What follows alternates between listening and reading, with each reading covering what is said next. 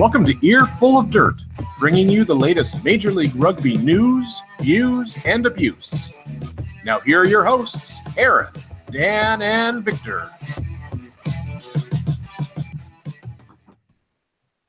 Hello, everyone, and welcome to Earful of Dirt. We got a lot of news to talk about, lots of things coming up, but before even going into the rundown, since we have limited time with the Strobro, we want Aaron to come on so he can talk a bit more about his experience at the Silicon Valley Sevens. Right now, he's sitting in an airport.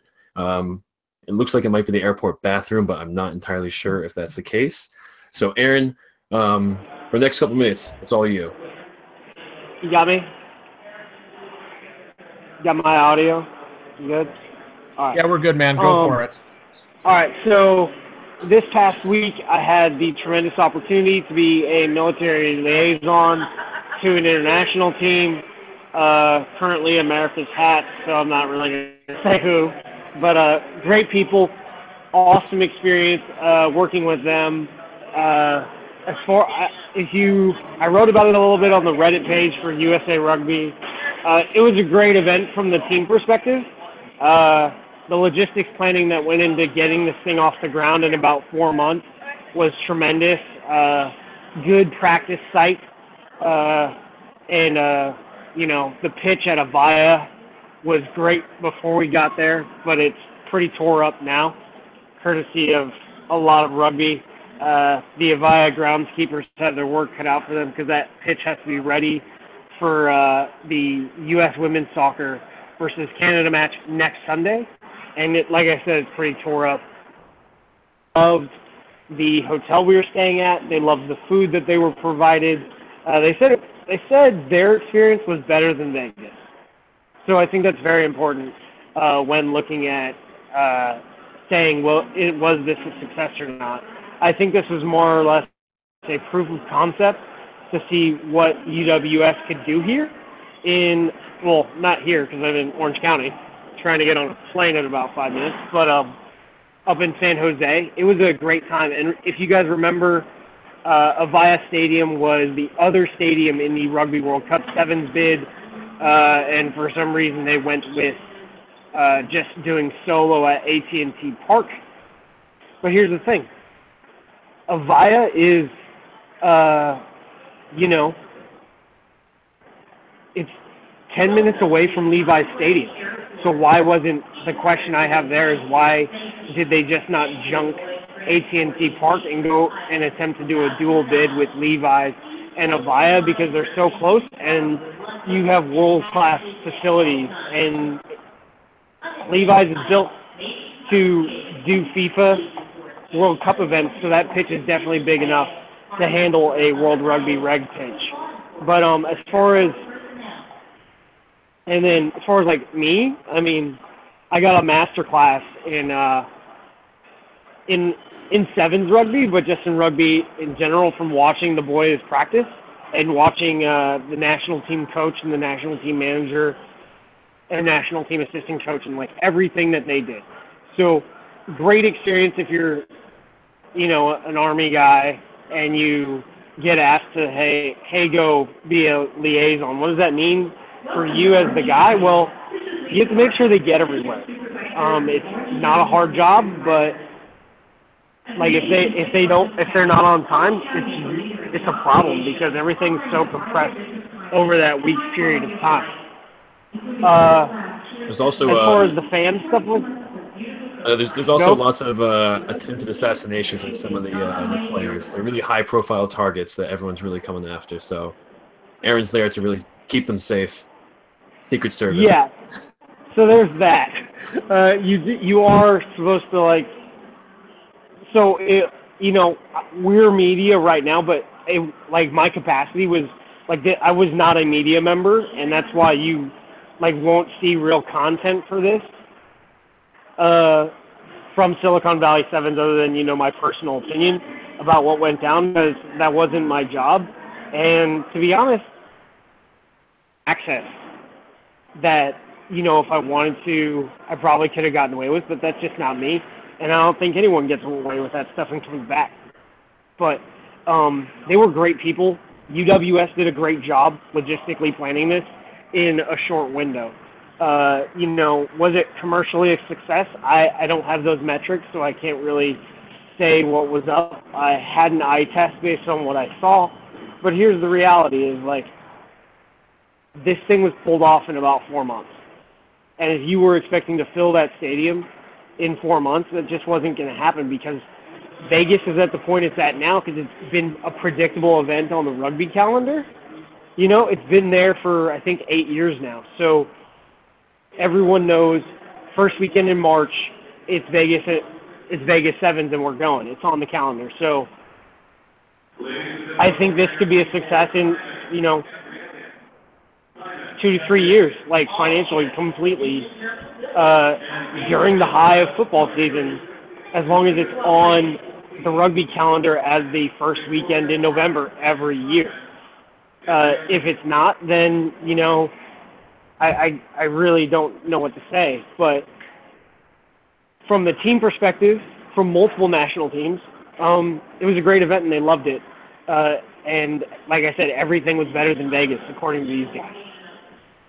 So, yeah, I got to see a lot of talent. If you guys watched any of the Eagle Sevens, Schroeder, oh my gosh, physical. He reminds me, if you guys ever have a chance to find some Tony Riddell film or some Dan Lyle film, like just playing 7 specifically, not really 15. It was like that physical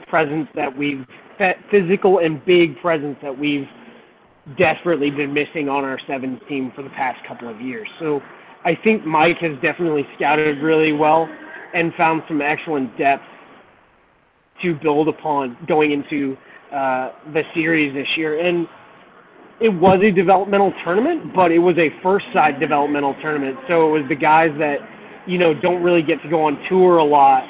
They got to play, and the new guys that were coming in, they had to come in and earn their spot. Like, so I wouldn't be surprised if there's someone from this squad that came up to Silicon Valley Sevens on all of the squads across the 12 that came that, get said, hey, man, stay in shape, but I can't contract you. Because there's only a finite amount of people that you can contract for 7s, and I think it's about 20 for both women and men. Someone can give me a correction on that, but that's about what USA Rugby has been issuing for full-time contracts, 40-ish, give or take, for 20 for both men and women. So I think that's it for me, guys. Last thing was, so I did talk to Theirry Daupin on the phone today, and, I tried to pull some marrow out of the bone that was thrown both from New Orleans and Austin, and I was told that it's gonna change the game, and it's gonna be what American rugby has needed, and what I think it is. I think it's one of two things. It's a broadcast deal that's big, like much bigger than we thought, or it's a league sponsorship deal that is also big and is much bigger than we thought. I don't know. If anyone has a Sports Business Journal, it's supposed to be in there, I think. So if you have a subscription to that, everything for tomorrow goes live at midnight Eastern time. So you can check it out. Otherwise, the full announcement from the league will be at midday tomorrow. So looks like I need to go get in line. So thanks for having me on, guys. I will see you all back for a real show on Monday. All right. Hey, travel safe, my friend. Try not to crash. Bye, Aaron. All right. So Aaron has left for some reason. Okay, his face is gone now. But yeah, the Silicon Valley Sevens seemed really exciting, though. Even though there were only about 3,000 or 4,000 people, as Aaron said, it seemed like more of a proof of concept. The other thing too, I think the first couple of years of Vegas Sevens, there were only a couple thousand people there, and now it's about 80,000. Vegas is obviously a big party spot, but San Francisco, or at least in the San Francisco area, is still a very large market for something like this. So I think it's going to be awesome. The bar looked awesome at Avaya Stadium. I heard lots of great things about that. So I think I saw all the people hanging out by that. And Now, quick question for you guys on that. I know one of the big appeals of Vegas is it's an official stop on the Sevens World Tour. And I'm guessing the Silicon Sevens was not, or was it? It was a preseason. It was UWS or United World Sports just put it together. I think mostly because they're getting kind of trying to get pumped up a bit for the World Cup next year, which is going to be in the same area. Yeah. But it wasn't part of the actual series. That's the word I'm looking for. What he said. Yeah. I saw Victor that's really interesting. I saw Victor literally about to speak. I'm like, I'm gonna jump in here and just cut him off and say the exact same thing he was probably gonna say. That's cool. No, that's cool with me, Dan. No worries. Well, that's good. But now I know we're a bit out of order. We had to do that just to accommodate Aaron, so we could hear a couple minutes of what he had to say. But here's the rundown that Aaron usually does. That's why I'm speaking right now. So top stories coming up. Something's happening tomorrow. Aaron mentioned it before. If anyone hasn't seen it already, there is something big apparently going to happen tomorrow. We have some speculation about that, but we're not entirely sure. But it seems more than just the typical league saying this is big. It sounds like it's something beyond what we would actually expect to happen for, as Aaron said, maybe a broadcast deal or sponsorship or even just a really well-known player signing. So unless Dan Carter comes to MLR, I don't think that's going to happen. We did have some people did want to talk a bit about the status of Pro Rugby sanctioning agreement. Right around now seems to be when there is a certain deadline for something, so we may talk about that in a second. Red River Rugby Conference signed a 3-year deal with Austin to host a tournament for their teams. And then the Seattle Seawolves announces some season ticket prices, so that makes them the second club that really announces that. And then lots and lots and lots of player signings coming up. I think there were about 12 or 11 in total, or maybe 10 or so. I can't count. But a lot of really good players. There's no single spot that was, or single club that really had that much more that really stood out for their players. They all had a lot of great players coming up. So let's jump over to the first piece of news. Corey, why don't you jump up and talk about something happening tomorrow? Well, thank you so much, Dan. Yeah, so as Aaron kind of hinted at, and as has been the speculation all over Twitter in the last few hours, Theirry Daupin, who's the GM down at Daupin, who's the GM down at Austin Elite, just tweeted that there was going to be something big coming out from the league. I think his exact words was massive announcement tomorrow. And so obviously piqued our interest, and we started working our sources immediately. And we definitely, we hear stuff and we hear from people, but unfortunately, just because of the nature of, certain announcements and certain things within the league, people can't, you kind of get the I can neither confirm nor deny responses from a lot of folks. So no, it's fantastic. And I actually really appreciate that they are sticking to their guns and being true to what they have been asked to do, which is not spoil this one. So, guys, I want to ask you, we've had a lot of theories floating around. Aaron mentioned a few of them: TV deal, sponsorship deal. There's also the specter of San Diego being announced sometime. What do you all think is going on? And Dan, do you want to kind of start us off with your speculation? Yeah, I think kind of reiterating what Aaron said, my idea, the only idea I could think of was a broadcast deal, to be honest. But the sponsorship deal actually sounds pretty interesting too. As I kind of quickly said in the rundown, I don't think that this is sort of a like a big player signing, or I even don't think it's the San Diego announcement. From how excited everyone is talking about this, and I always try and take that with a grain of salt because this is their league, so they have a vested interest in trying to say that everything is amazing. But from the way that they're kind of talking about this, it really sounds like it's a really big announcement for the entire league as a whole. So something like a broadcast really makes a lot of sense. And there's actually a tweet, which, spoiler alert, we have a tweet of the week. It's Theirry's tweet. There was a TV icon or a computer screen icon in the tweet. So that may be part of the reason why I think that it's a TV or broadcast deal. I also saw Austin Elite Rugby respond in another series of tweets, and long story short, made me believe that through their words, it was like could have been a broadcast deal. But it's completely speculation at this point. I mean, I really do think it's a broadcast deal. That's what I'm like really, really holding for, and I'll be really disappointed if it's something any less than that. Like it's just a really simple player signing or something like that. But I just don't think that's the case. But what about you, Victor? Well, Dan, besides what you just said, I cannot really add anything else. That's what I think as well. That I it love has to be.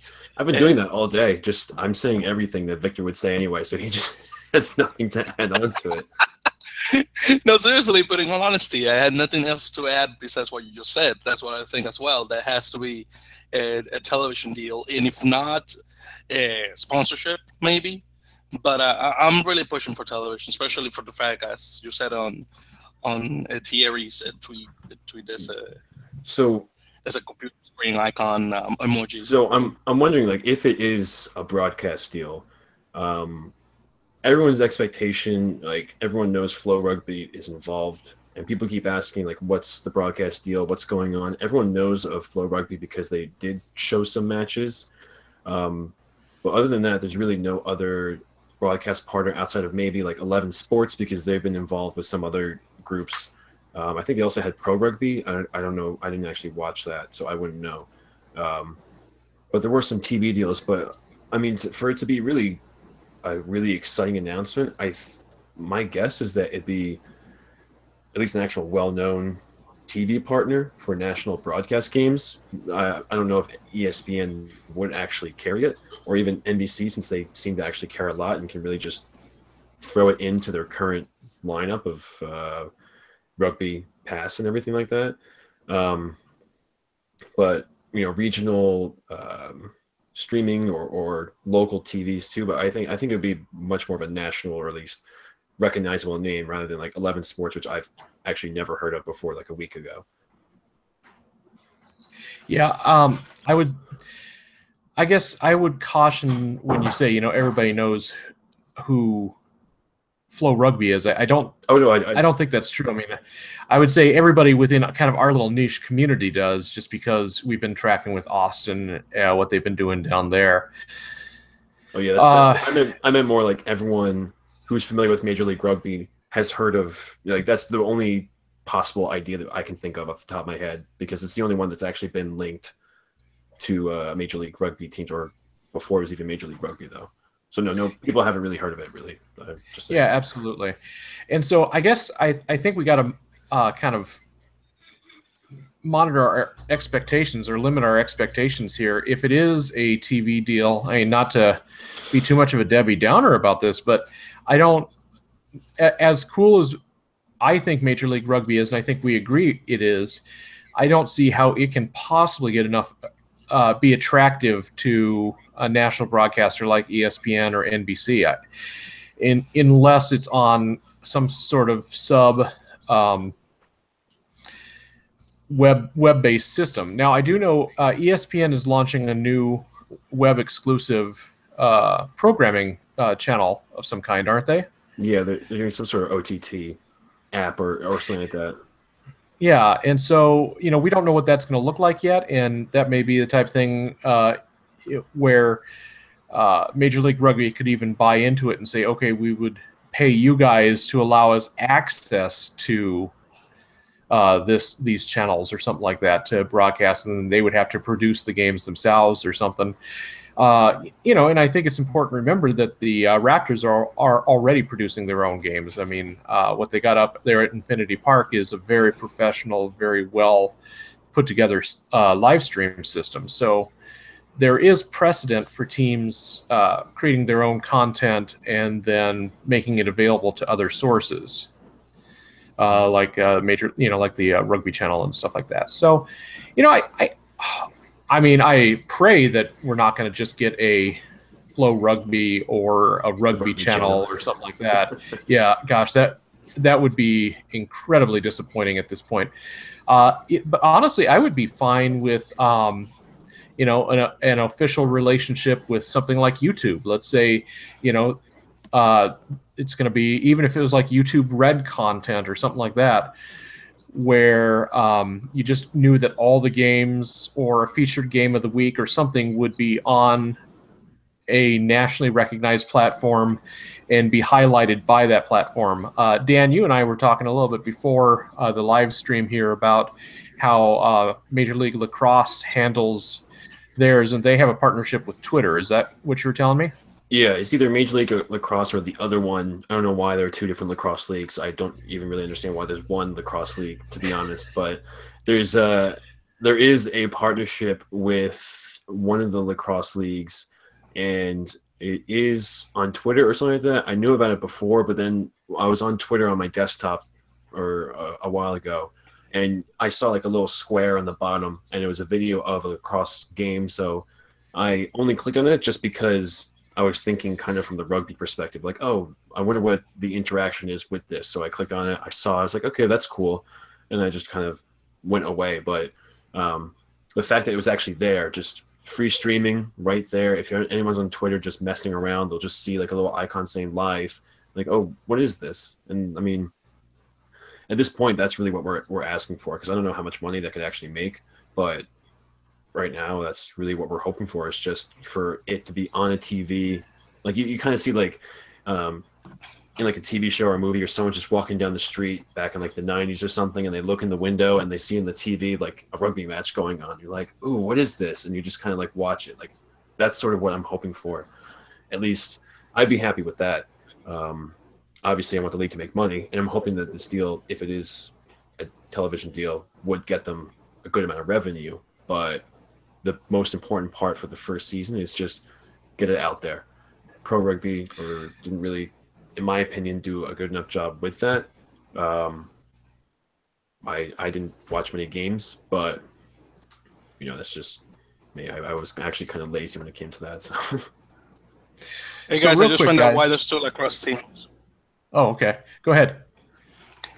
Yeah, so I just found out why there's two lacrosse leagues. So Major League Lacrosse does field lacrosse, and National Lacrosse League, NL, does box lacrosse. So one's field and one's box. So interesting. Box lacrosse. Okay, so box lacrosse is like indoor lacrosse, in other words. Oh, okay.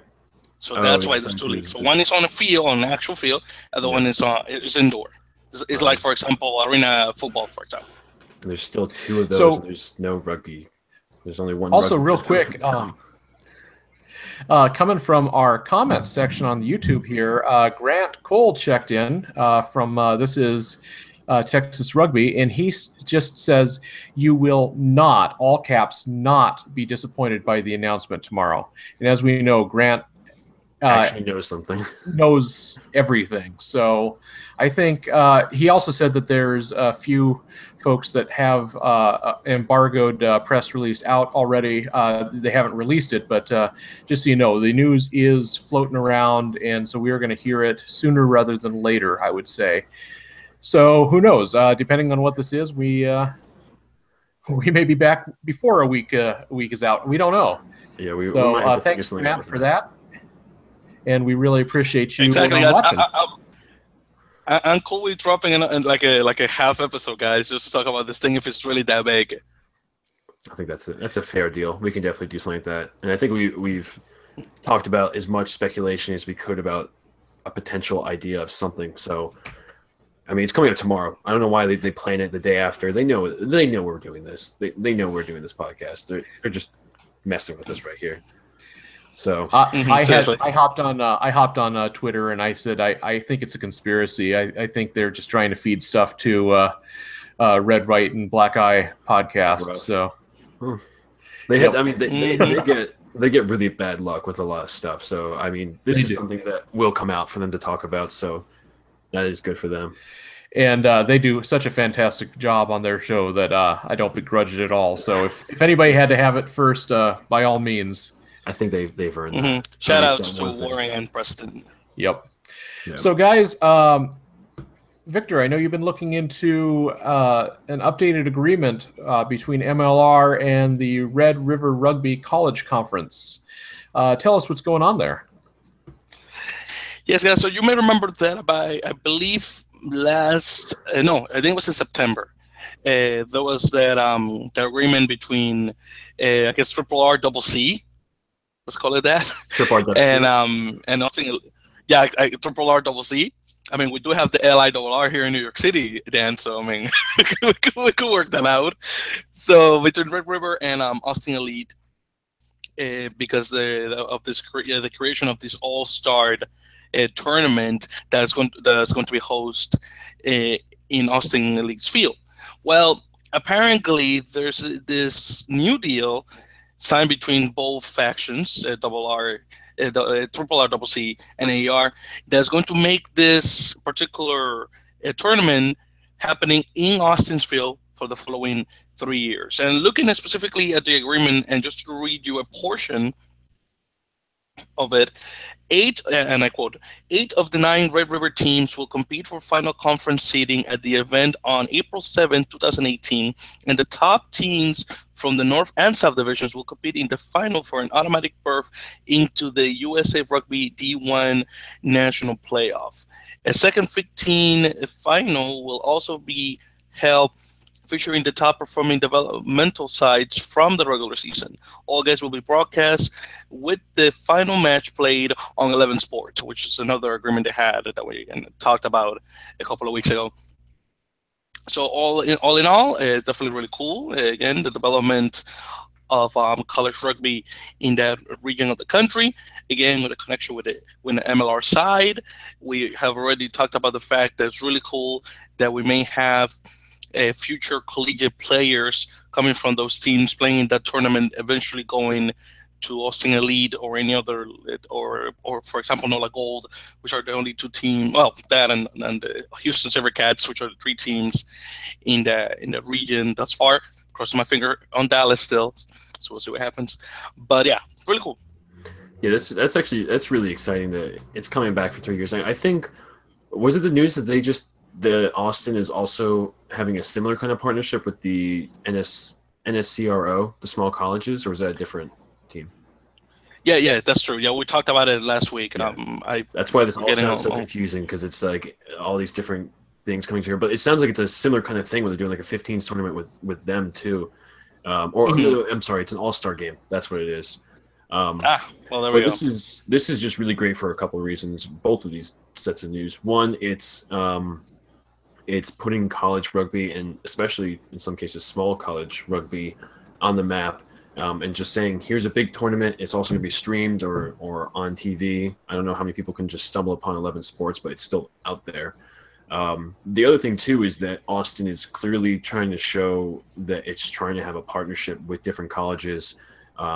Red River Rugby has a bunch of teams in Texas, so they're all pretty close to Austin, so it's a great kind of feeder system for them, and just getting the current players more familiar with Austin Elite Rugby, and not even so they can come on and be, the starters or be the best players in the team, but even just depth for the players, or worst case scenario, get more familiar with the club and then like join the Huns or even the Blacks or something like that, and just know that they may be good enough for D1.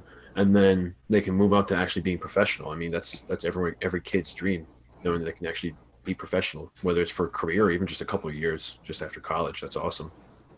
I mean, it only took forever, but we finally have that option. Yeah. So I think that's really great. And I love that Austin's really trying to show that it is there for all the local colleges that play.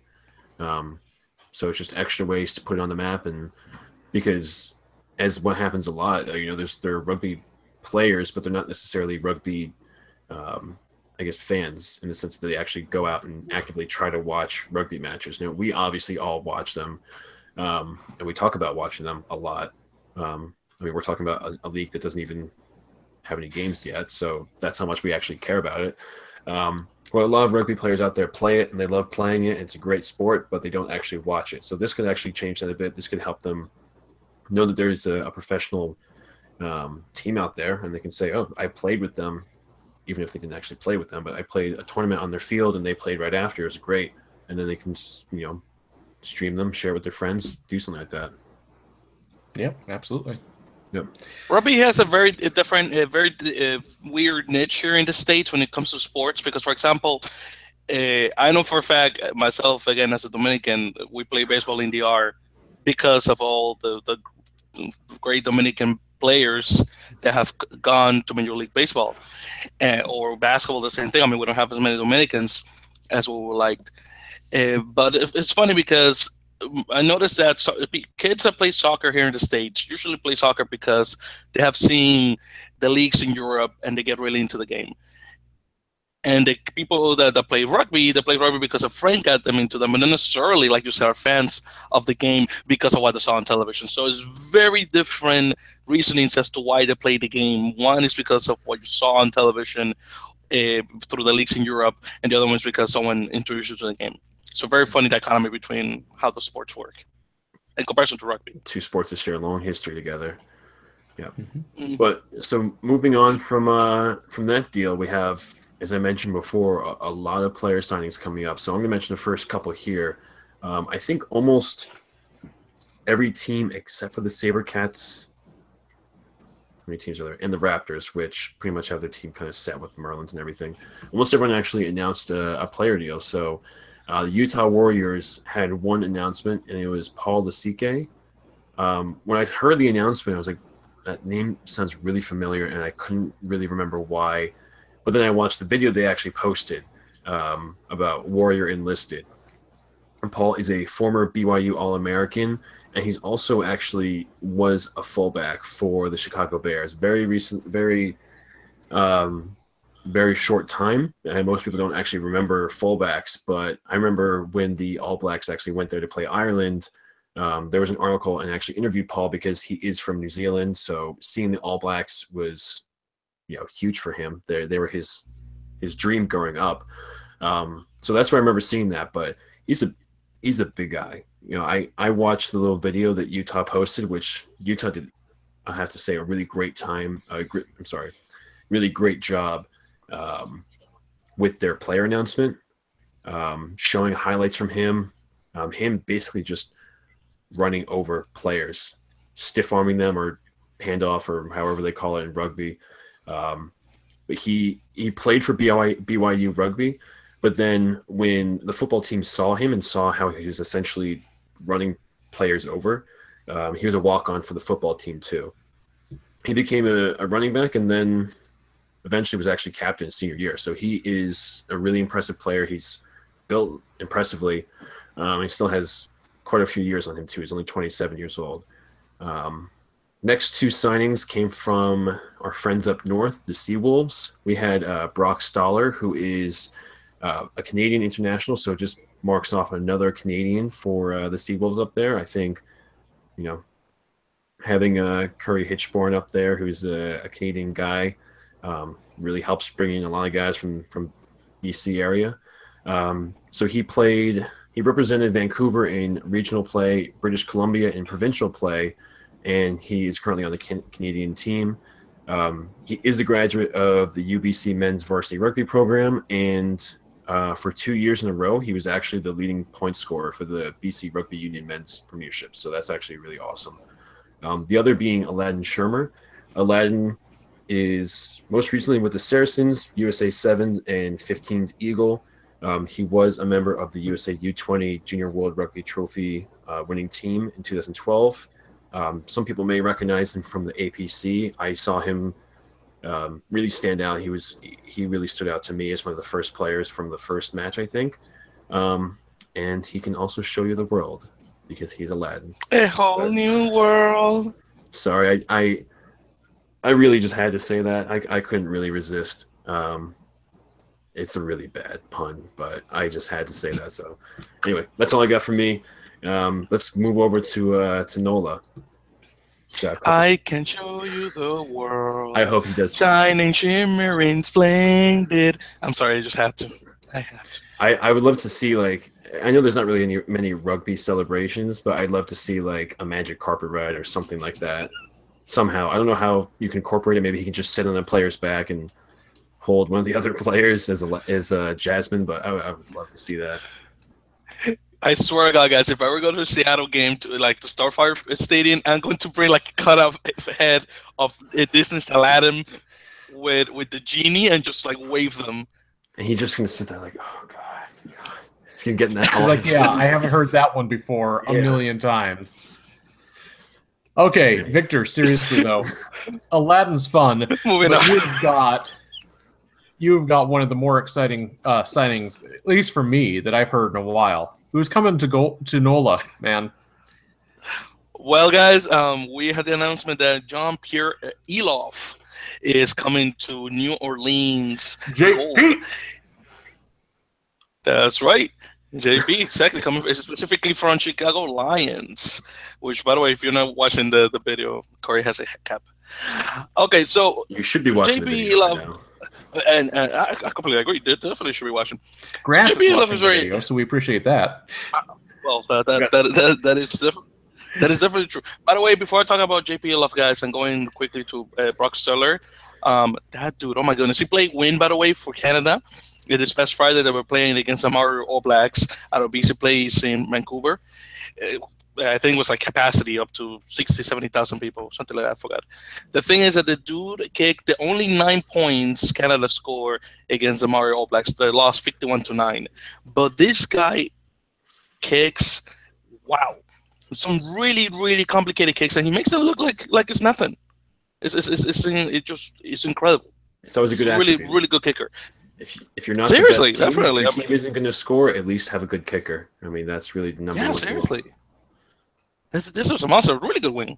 Really good win. But anyways, going back to JP Eloff. So he is the brother, by the way, of former Eagle Philip. Most people don't mention that. And JP actually played for Davenport University and went on to become 2011's College Player of the Year by Rugby Mag.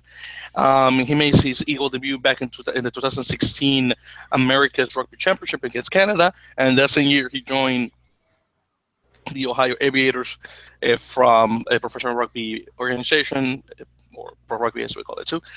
After, unfortunately, a season-ending injury, Eloff came back to play for the USA Selects in the Developmental America Pacific Challenge tournament back in 2016, and this past year in 2017. And of course, with the Lions entering MLR in 2019, there is possibility that JP may return to his previous club, but only time will tell. So we'll see how that happens. But yeah, that's one. Another one that NOLA Gold also signed, which actually I just noticed that someone here added an extra letter for no reason, is a guy called Michael Basca. No, Bascara. I don't know why people are in the R. The R doesn't belong there. Well, that's just something to notice. By the way, Basca, I believe, is, I think it's from, it is definitely called a typo. By the way, that last name, I believe, is from Slovakia. I want to say, I could be wrong, but I think Slovakian. Definitely from former Yugoslavia.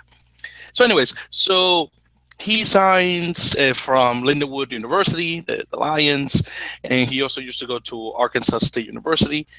And he's a native from Oberlin, Kansas. I had to say I don't know where that is, but I do know he's in Kansas, obviously. He played, this kid, and I got to call him kid because I'm 27 and I'm younger than him. So it has a lot of things in his play. So Collegiate All-American Sevens he played. He won the Las Vegas Sevens Invitational with both the ASU Red Wolves and the LU Lions. Went to the Collegiate Rugby Championship with the Lions, helped them win the USA Rugby Collegiate Sevens Tournament. Most recently, he played from Kansas City Blues. He was also with the Collegiate All-American Sevens in Rugby Town Sevens that came this past August. Yeah, this is really, this kid has a lot of things in his play and definitely really good. for the thing itself. So definitely kudos to him. Another gentleman that we got that also came actually out of the the American Pacific Challenge tournament is Holden Youngard. He's coming out of St. Mary's College, the Gales, as I call them. He's a scrum half. He's a native from Petaluma, California, and he has been a main figure on the Gale squad. On top, and this is very interesting, maintaining a 3.8 GPA, grade point average, pursuing a graduate degree in environmental studies. Excuse me. So keep in mind, guys, playing rugby and keeping a 3.8 GPA, which is really hard. Let me tell you, as someone that only kept it at 3.2, I know it's hard. Trust me, and he's beating me by a mile, definitely. So, like I said, he was featured in the 2017 USA Selects team that went down to Montevideo, Uruguay, for the APC. Very quick ball distributor, and he's definitely following the good steps of some great U.S. scrum halves, such as Mike Petrie and Sean Davies. I guess you could also throw Nate Osberg if you want there. But definitely congratulations from the signing to Holden. On also the fact that his name is Holden, and Catcher in the Rye is one of my favorite books of all time. So that's also really cool. Phony. All right. Very good. All right. Well, I'm going to go ahead and take us down to Austin and talk about some signings out of there. So we've got some good ones coming there too. So yeah. First off, we're going to welcome Paki Afu. And you guys are going to have to correct me on all these names because I'm just terrible at them. But Paki is... As if we're actually experts on it. Yeah. Paki is... No, well, I am. Well, why didn't you take Austin? Well, I know his name. His whole name is Paki Sonasi. Yeah. Paki Sonasi. That's his whole name. There is who's a top... Oh, no, I'm sorry. I was just making a bad joke. So you can continue. No, yeah. He is a native of Auckland, New Zealand. And... he was at Australia. Say what? Sorry. Continue. Oh no, sorry, because you say I said that you were about to say Australia before you stop and then said I did. I almost said Australia. So Auckland, New Zealand. He attended St. Paul's College and played for a variety of teams, including the Tongan national team, as well as the Sydney Roosters, which is a league team, and before going on to play a bunch of other places. It's a really long list. So suffice it to say, he is, he's got that Southern Hemisphere style, and I think he's going to be a very dynamic and very exciting player to bring over to the States. And it's somebody we've been hearing about for a while. So I'm very excited. I think with Packett, I'm sorry to just cut you off there. I think in Austin's announcement, they said he played for the Tongan national team, but I think he played for the Tongan National Rugby League team, but he did play for Tonga that's right. in the APC. Or I think someone posted that he scored a try against Canada, which is like awesome. Mm-hmm. But it was kind of confusing because it didn't really specify that. But I think he mostly played league, and I don't know if he converted or, when he converted. But he made the right choice. Is all I gotta say. He played union for Counties Manukau and then moved to league and then played for the Tongan Rugby League team and then now for Tongan A in union. So he hasn't really played for the Kalitahi, which are the Sea Eagles, the main union league team, at least not yet. Okay. There you go. Very good. So next up is a Frenchman, and I'm going to also probably have a fun time with this. We're going to go with Timothy Guglielmin. Guglielmin. Thank you. He is he's a utility back, and this guy has been on the pitch just about forever from the sounds of things. He's 21 years old right now, so he's a youngster, but he's already been playing the European Challenge Cup with Agen, and he was Agen, and he was also part of the French U18s and U16s teams, national teams. So, a very young player who is bringing already a lot of experience to the team. So very excited to see what he's bringing to the pitch. We also have Antonio Wynn, and he is coming as another utility back. He is from Indiana and has been playing rugby since he was 14. He went to Indiana University from 2011 to 15, so he's a recent graduate, and has been playing for the Blacks, the Austin Blacks. So in 2016, he earned Back of the Year for that team. He's 26 right now, 6'1", 195. So very excited to have him on board. And finally, the last signing Austin announced this week was with Alan Hansen, another utility back, and he is from Ohio. So he grew up in Hudson, Ohio. He's 23 currently. Was a multi-sport athlete at Hudson High School. Started playing rugby in his sophomore year. He joined the class of 2012 at Wheeling Jesuit under head coach Eric Jerpe. And he also spent some time at Tiger Rugby Academy and was a member of the Ohio Aviators. So he has done quite a bit and has just kind of been around the scene for a while. So excited to see what he's going to bring to the team as well. So that's what's coming out of Austin, guys. And now I'm going to go back and review Grant's comments on my section of the show here. So keep in mind, guys, last week we got 10 signings. That is the most we have gotten thus far. Yeah. 10 signings. And out of those 10 signings, guys, this is 10 of them, yep. Yeah. I will say that... Let me see. So 4 from... No, I'm sorry, Dan. I was going to say 4 from Austin, 3 from NOLA, 2 from Seattle, and the 1 from Utah. So, 10. So another big week for signings. It's 10. I did the math. It is 10. But with especially even looking at these signings too, like you have a former pro rugby player, like in pro rugby the league, not a professional rugby player. You also have someone who played for a professional rugby club in France, someone who's Back of the Year, someone who played professionally in the NRL and was also a member of the Tonga national team, a USA Eagle. Who else do we have? Another USA Eagle. An NFL player. An NFL player and a Canadian player. And there's also 2 other guys that, they have other great accomplishments too. But when this league came about, a lot of people, when they heard that it was basically stemming from existing clubs, they just were talking about it as if, okay, so here's like the Saracens, and they're going to become the professional Saracens, which are now, we know, the Seawolves. We kind of talked about it as if it was just the exact same players going from Saracens to Seawolves, and then that's that. Maybe some signings here and there, but I mean, this week kind of shows that there's a lot of really quality signings out there.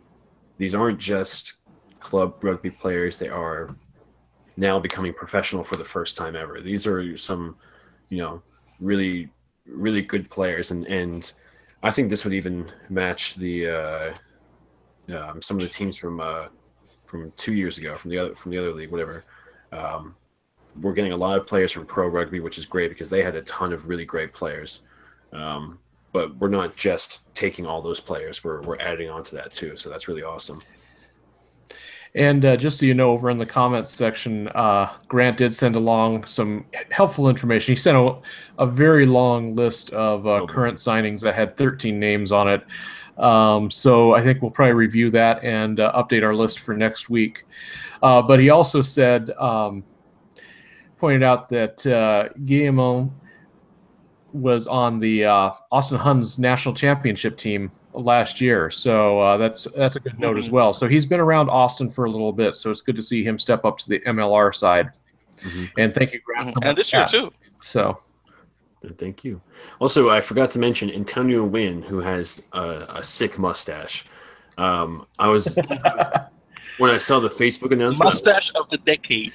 Hey, remember, guys, mustache of the decade. I went on there and I went on the Facebook page, and what's actually kind of cool is that a lot of times you see the actual person get tagged in it. But then he responded that that his mustache was actually the one with the contract. He's just coming along for the ride. So that's fantastic. Uh, All right. So what do you think, guys? Should we transition over to some news items? yeah, we definitely should. let's do it. We usually like to hit up some news, views, and abuse. So I'll go ahead and start us off with some news, and then you guys can go ahead and follow up with the abuse if you don't mind.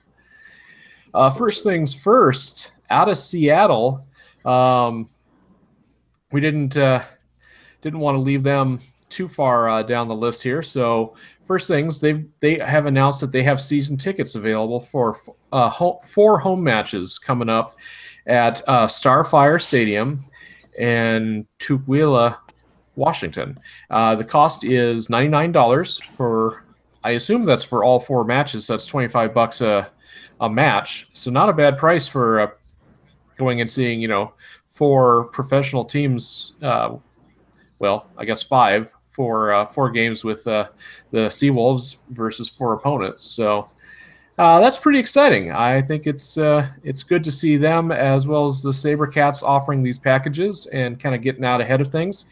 Obviously, I'd like to know who they're playing, but that will come in time as well. So I think this is kind of a nod to the real diehards out there who are ready to buy in to this league to this organization right now and really want to see this thing happen. So yeah, it's a good thing.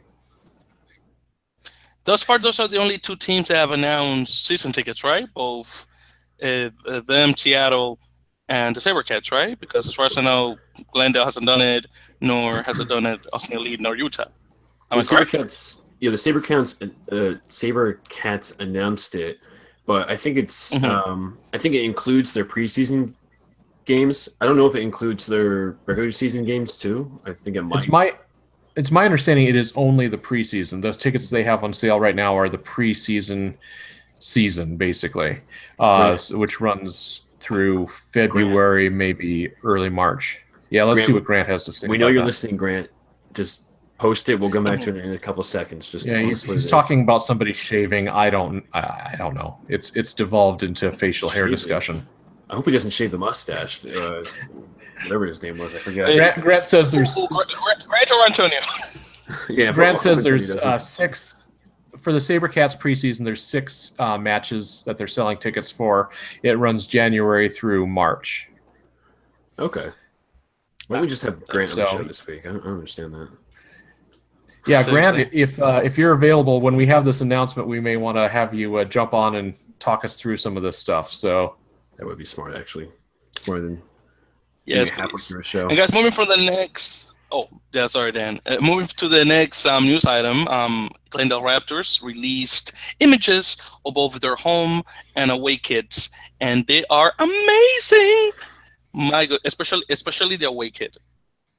That one's gorgeous, the yellow one. My wife can attest that is really nice. She said they look really good.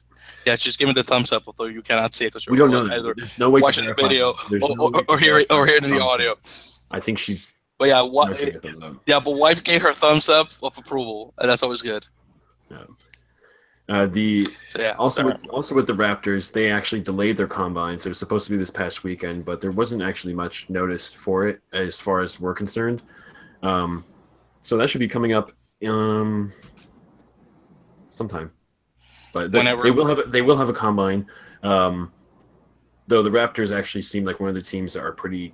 Like, if there was a club I would pick to just stay pretty much exactly the same, it would be the Raptors. I might be completely wrong. I tend to be completely wrong a lot. That's why I have a voice and I'm speaking on the podcast right now. But we'll see what happens. But you know what? Yeah.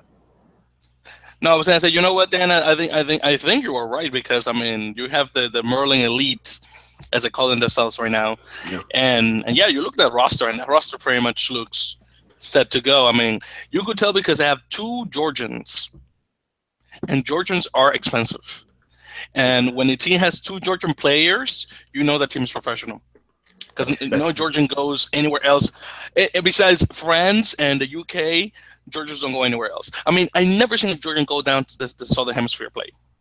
Never seen them play in South Africa or New Zealand or Australia. I don't know. I guess I don't want to. But, I mean, they just don't go south. Never seen a Georgian play there. I mean, if you had to pick a place, I'd pick a place with money. I mean, it's my first place to go to. Of course. Dude, I tell you this, once we get that New York team, you're going to see all the Georgians from Brooklyn in that team. Swear to God. I didn't even know. Swear to God. All the Georgians that live in Brighton Beach, you're going to see, and Bath Beach where I live at, you're going to see them going to the rugby team in New York. Because we got a bunch of Georgians anyway. If they're not playing, I mean, where are they now? They have to be playing somewhere. They're not just going to be going from sitting on their couch doing nothing. So, I'm going to play professional rugby right now. Like, they just I'll tell you this, though. They literally crawl out of the caverns just playing professional rugby. I'll tell you this, though. I was wearing my Georgia jersey about 2 months ago, and I saw this guy stopping me, asking me, dude, where you get that shirt? And I said, dude, are you Georgian? I said, yeah, that's what I'm asking. Oh, and I just bought it online. You follow the rugby? Oh, yeah, dude. Really cool. So awesome. And then I told him, hey, we're playing USA playing Georgia in November? I said, yeah, I know. I'm keeping up with that. So good. So a Georgia guy actually stopped me waiting for the bus for that. That's awesome. Grant actually just said there's a big Georgian community in Denver. I wouldn't have ever guessed it. Ah, really? I would have never in a million years guessed there were Georgians in Denver, Colorado. I heard there's a big Georgian community in Atlanta, too. Right? Yeah, well, yeah, because there were a lot of them in the Georgia game, and that happened in Kansas State University's Yeah, it was terrible. It's not funny. Victor didn't catch It's mostly not funny because I thought about saying something like that, and then I'm like, no, that joke is so bad. I would not be able to respect myself in the morning if I'd said it. Yeah. I should admit it. Yeah. Anyways, moving on. Let's cancel. Yeah, moving on. Anyway, so yeah, we have the tweet of the week that we were talking about. This is Theirry Daupin. And we've already kind of hit on this, but go ahead and give it to us in full. People may have sat through the entire podcast just to hear me say this. So I'm going to give the people what they want, really. So Theirry Daupin, who is at T Daupin, massive announcement tomorrow! ! ! Just can't wait! Rugby ball emoji, trophy emoji, and then either TV or computer monitor emoji, depending on how you actually interpret that. So, I mean, that's it. It's really simple. It's exactly what I said before. We talked about this kind of ad nauseum before, but I think it's worthy of the tweet of the week, though. I mean, this is a big freaking deal. This actually is the tweet of the week. I mean, if you look at it that way. I mean, it's like how people determine MVP. Is it the best player in the entire league, or is it someone who's just the most valuable? I mean, that's how you kind of have to determine, is this the most valuable tweet, or is it just the best tweet? MVP. Yep. Yeah. Then we always, also every week, we like to hit on questions from Bob, whether they came from Bob or not. So if you guys are good with it, I'll go ahead and rattle off a few of these and kind of get your reaction. Okay. Cool. So first up, give a shout out to one of our newest subscribers over at our MLR subreddit. That's reddit.com/r/MLRugby.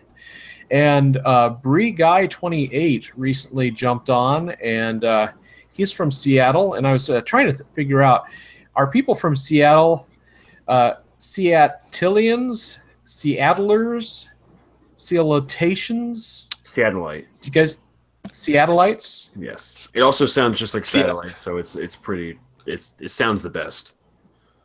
Yes. You know what? I think Seattleites. I looked it up. I looked it up before.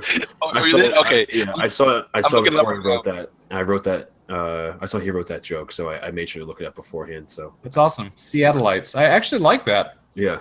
Well, Seattleite BreeGuy28 wants to know. Actually, he's got several questions. So first off, what are the advantages MLR will have over its predecessors? And I know on the discussion we kind of delve deep into the lore of American professionalism in rugby, but do either one of you guys want to just kind of give us an overview about why MLR rocks and why everybody else blows?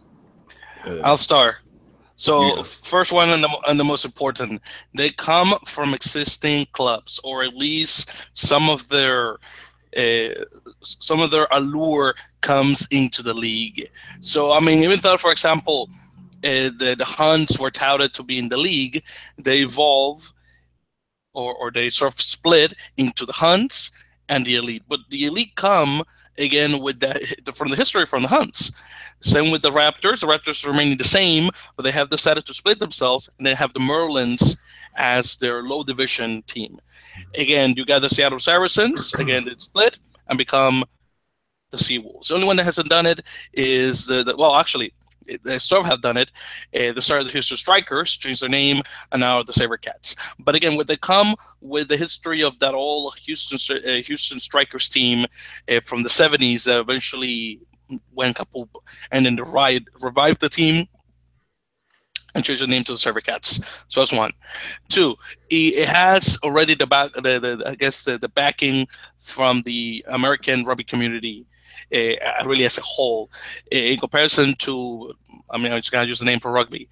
Pro Rugby had some backing, but not all of it. People were very skeptical. So, I mean, people are skeptical of MLR, but not as much in comparison to Pro Rugby, even though, again, things sort of went downhill with them. Oh my goodness, what else? I mean, I know there's more than those two, but I'll let you take over for that. Yeah, this is, I mean, other than that, I was going to say this too, but Grant also wanted to jump in. And I mean, Grant's like the invisible fourth host. Fourth man? Yeah, the fourth man here today. MLR is, each team in MLR is a separate, complete entity. Like, Theirry Daupin is one of the owners of Austin Elite Rugby, completely separate from NOLA Gold, which is Tim Falcon, completely separate from the Raptors, which I think is actually Glendale or whatever like that. So they're all owned by different owners. So if one fails, the rest of the league theoretically should still hold strong. Second is that MLR teams own the league through a holding company which funds the league's subsidiaries. So basically they pay into this league, and then it kind of pays back through that in that sense. What Pro Rugby did before, it was all owned by one person. It was the only professional actual league that we had set together. The other leagues that are out there were like the PRP, was that what it was called? Pacific Rugby Premiership, yeah. And there were some other too, but they were kind of like regional club, and I think there was like Super League 2, which had the goal of becoming professional, but it was really just kind of like D1 clubs playing together, but it wasn't actually really professional. So that's another thing too. It's actually professional. So that's it. But I mean, we talked about this a lot. Its biggest thing is that clubs are owned separately, and what Victor said. Yeah, absolutely. Okay, whatever I said. So ownership and I forgot what you said. history, I think, kind of help define some of the strengths of this league. And I think the history is important too, because of the being established within their communities. And I also really appreciate the community focus of the teams thus far. You know, we talked about Austin's relationship with the Red River Rugby Conference and Collegiate Conference. And there's been associations and deals like that across the league. And it seems to me that one of the strengths is that they are trying to be good neighbors, good partners within their communities. You know, one of the things the SaberCats did back when they were still the Strikers is they spent a lot of time before they even announced anybody who was signed, you know, before they started practicing, going out, meeting with the local clubs, meeting with the local schools, holding workshops, and really doing that community building. And so that, to me, is a real strong point of these teams, is that they are part of the communities that they're in. They're not just kind of their own thing hanging out there and expecting people to come buy into it. They're making the first move. They are buying into their towns first, and then saying, hey, come be a part of it. Let's build something amazing together. And I think that's a really good model to go off of. All right, enough of my rambling on that one. Next question from BreeGuy28. Has anything been decided regarding TV coverage? Well, hopefully tomorrow. We'll see tomorrow. Yeah, that was a very timely question, and one we will find out soon. Who is this BreeGuy? You said he was new, right? And he's asking these questions. Yeah. What's the TV coverage? Let's look into this guy. I think he might be a mole. It's actually my other account. I just wanted to get some questions out there because we didn't have any questions last week. We need something, guys. Okay, so he also wants to know, are we looking to have some commercials popping up anytime soon? I think that one's pretty self-explanatory since Sabercats have already done that. Yeah, they had their radio commercials. It's I think Grant said it's for the 3 weeks following the World Series, and there actually was someone on the Reddit account who found out about it and said that he joined on to the Reddit page because of the radio ad. He heard Sabercats rugby coming to Houston. He's a Houston native, I guess played rugby or likes rugby, so he searched it, found the Reddit page, and is now actually going to follow Major League Rugby. So there's at least one person that knows about it because of the ad and is actually going to commit. So if you just count that one person, it's 100% success rate. So there you go. And just ignore the other people. He also curious, is there any connection between MLR teams and pro teams overseas? This is an interesting question. And I think where this really comes into play is the question of San Diego, whether, and if that happens or not. But they have some specific ownership that is directly affiliated with Super Rugby, right? Yeah. The Stormers, at least that's what every single person says that knows something about it. So I'd imagine it's actually true and not just going to bail out last second. I think the Stormers initially backed Minnesota and then bailed on Minnesota for whatever reason and moved to San Diego. So that's the only, as far as we're concerned, official backing by a professional team overseas. Mm-hmm. That's not official, but it's certainly a rumor.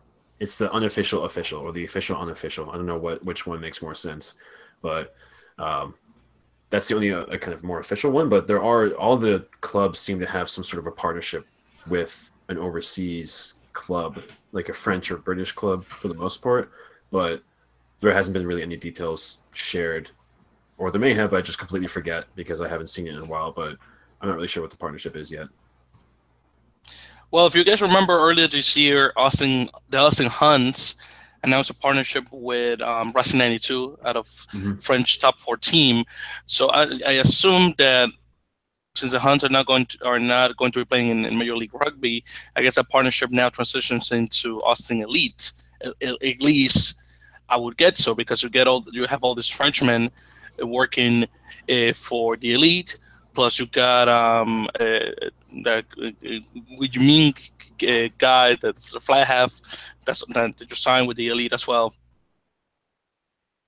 I mean, I wouldn't make that assumption personally, just because they are. I mean, Austin Huns still exists, and as a a club organization, I think they could definitely, especially their lower sides, could really benefit from those professional overseas experiences and relationships. So plus I wouldn't club. Yeah, but I would say that it does seem to be some strong connections there with French teams. So I guess rather than saying it transitions to ARE, I would say the same people who are involved, a lot of the same people who are involved in the Huns are also involved in ARE. So that would be my take on that. Corey, I think you meant to say AER. Yes, I'm sure I did. ARE is a word that means R also. Oh, that's what that is? Okay. I could have sworn you weren't meant to say Austin Elite Rugby, but okay. That's what I was going for. My dyslexia is coming out a little bit. Sorry about that. Not a problem. Okay, so Bree Guy's got one more.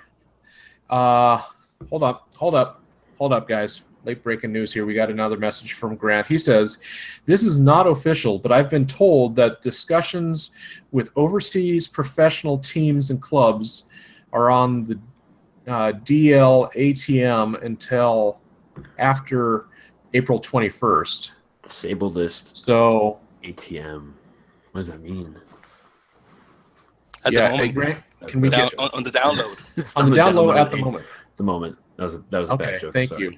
Thank you for translating that. But it may be the type of thing where at the start of the season we have some of those announcements coming out. So that would be fantastic as well. Yeah. Only 6 days after tax season's over. Yeah.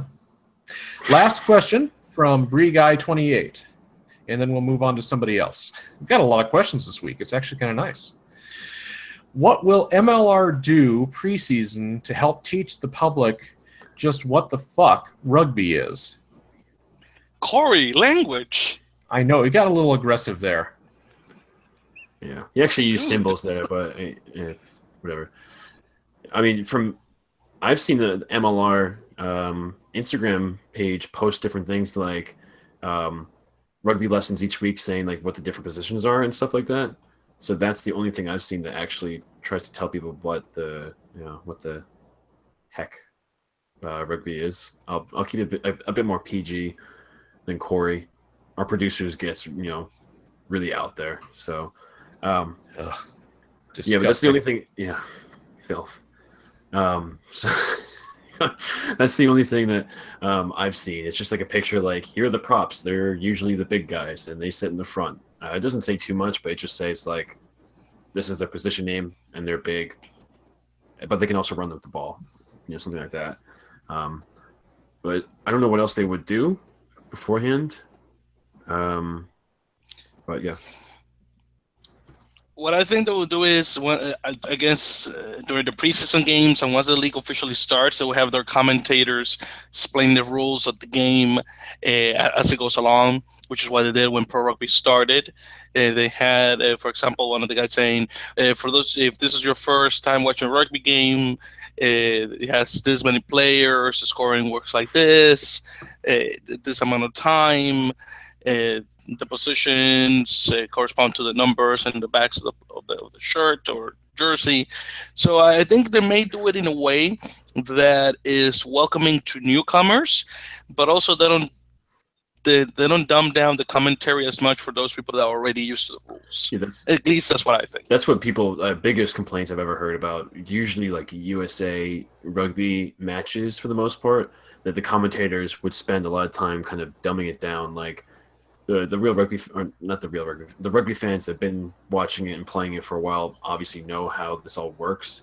So to hear a commentator talk about it, it's like, okay, it's like an NFL commentator saying like, okay, that guy with the ball, that's the quarterback, and he's going to take a couple steps back and then throw it forward. Like, you don't really want to hear that if you know the sport pretty well. So I would hope the commentators don't do that. I hope they find a way that doesn't just kind of turn off some of the current rugby fans. Mm-hmm. I mean, they have to. I mean, not dumb it down, but they have to explain the rules for these newcomers. So I completely understand them doing that, especially for people that don't know how things go. Like I said, we had a lot of questions this week, so I think we're going to go ahead and just skip ahead a little bit and get to the last question of this section, so we can send these good people home for the night. So.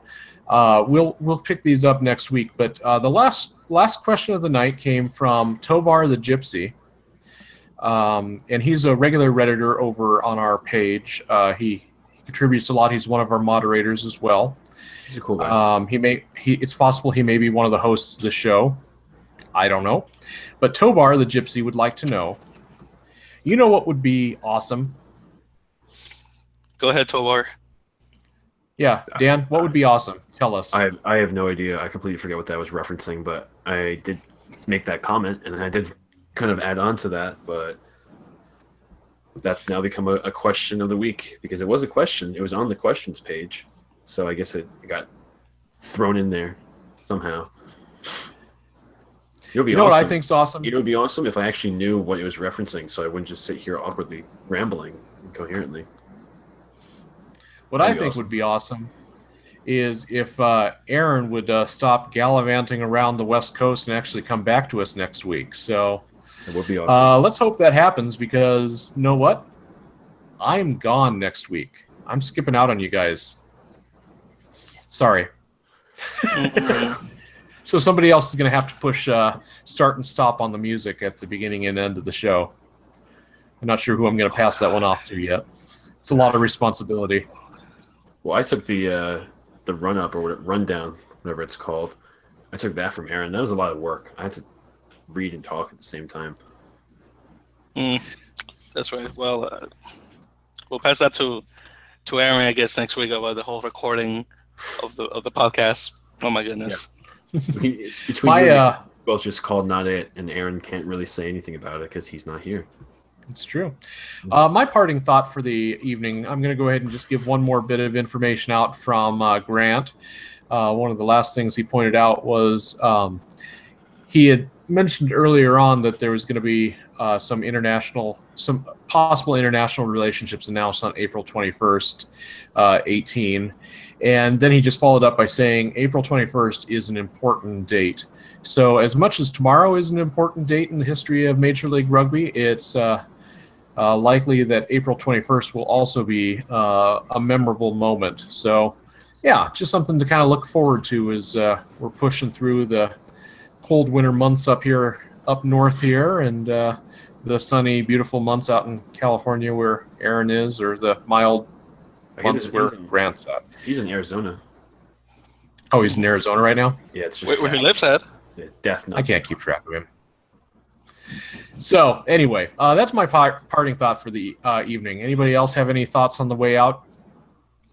So, Dan, before I mention mine, because I usually at the end of the show, I'll let you get ahead of me, and then I'll mention my part at the end. So, we are going to be doing another line out being the interview sections we do. It's usually just a one-on-one kind of deal. Curry Hitchborn actually has agreed to do one, and we've been going back and forth trying to actually set up some time. Thankfully, we didn't actually do that because we heard wind of what's going on tomorrow. So I'm going to have to actually change my questions now because based on whatever's going on, I may have to bring that up. If it's as big as I think it is, then I'll have to ask a whole different set of questions. But Curry Hitchborn, who is the Director of Rugby Development for Seattle Seawolves, lives in Canada. He's a guy who wants to talk to us about stuff that's going on in Seattle, most likely to deal with Seattle Seawolves. But we'll see how the conversation goes. Sounds cool. So hopefully we're going to get that interview sometime this week, so that way you guys can hear not only this episode 12, but also the Linus interview. Okay, guys, so as always, to mention my parting thoughts, obviously, thank you very much for listening to the Earful of Dirt Fancast. Keep in mind, subscribe to us on YouTube. Again, with the same name I mentioned, Earful of Dirt Fancast. Like us on Facebook, Twitter, and Instagram. Of course, add our podcast to your feed through iTunes, Google Play, Stitcher, Player FM, and of course, leave us a review, 5 stars, get a shout out, and obviously I mentioned on the podcast. Also, call us and drop us a voicemail at our phone number, which is 1-720-600-2679. And again, that's 1-720-600-2679. And keep in mind that you could, of course, like Grant Cole, as you heard, and shout outs obviously to Grant, can join us on our live stream through YouTube, which we're now having from 10 p.m. Eastern, 7 p.m. Pacific time, now that the changing time happened this past Sunday, and Arizona doesn't follow those laws. Stays the same for Aaron, but at least then Corey and I get another hour sleep. So instead of being 12 a.m. us following sleep, it's only about 11:30. So works for us. Okay, so with that, guys, we're going to see you next week. Corey, take us out. Connect with Earful of Dirt anytime. We're on Facebook and Twitter as Earful of Dirt. You can email us at earfulofdirt@gmail.com or call and leave us a voicemail at 720-600-2679. Until next time, for Aaron, Dan, and Victor, I'm Corey. Thanks for joining us.